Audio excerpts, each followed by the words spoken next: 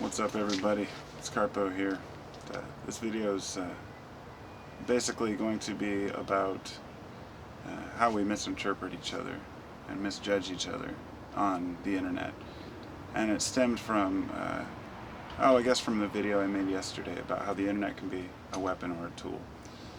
And we have a couple comments that were on there about how we were talking back and forth about how, we misjudge people misjudge us by our comments, and as well sometimes we say things we don't mean, or some things that get twisted around, or things that we do mean which people don't agree with maybe.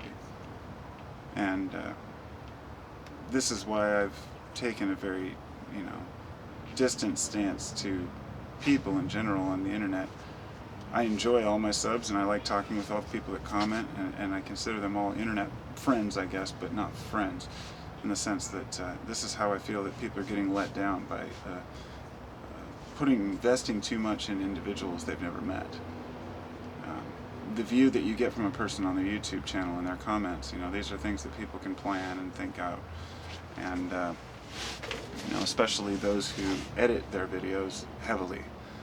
I have nothing against that, but I've always had this issue with listening to a person talk about something very serious, but cutting out every other thing they say and just jumping from thing to thing. I feel like they're cutting out their natural, flow. So anyway, getting to know people through these videos, the way we talk, like this, you get to have a certain image of each other. You have a certain image of me and who I am. I have a certain image of people and how they are. And we have these ideas that are put in our heads. It's something even as simple as a person's icon or logo, their avatar or whatever. You can look at somebody's avatar and maybe it could be some random face they picked, and you might think that's what they are, who they look like. Or by a person's name, you might assume a person's a certain age, or by their comments, or assume that it's a male because it's a male name, or assume it's a female because it's a female name when it's not. And talk with a person for a long time and have a good feeling with them in a relationship on the internet, but you think that they're a certain way or a certain person that they're not. And this is why I'm very grateful to have real friends in this world. People, flesh and blood, that come visit me, people that I associate with on a normal basis and look in the eye and actually converse with, because I think a lot of people don't have that, and they use the internet for that.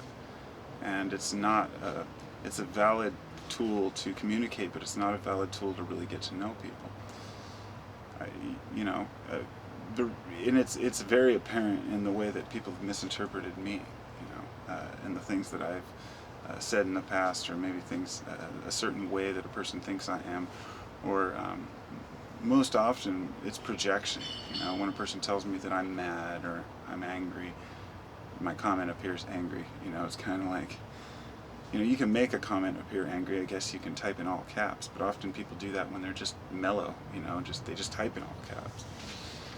Even something as simple as capitalizing a word. The way that we put emphasis, on certain words and phrases and ideas, and the little keywords like he, ha, ha, and LOL, and smiley faces and frowny faces, all the little emoticon crap that we use, it never conveys the message of who we are. So people, I just want to remind people that, we shouldn't invest too much in people we've never met, and we shouldn't trust or assume that everyone's on the same wavelength, because some people are all action and they don't talk about it. Some people are all talk and take no action.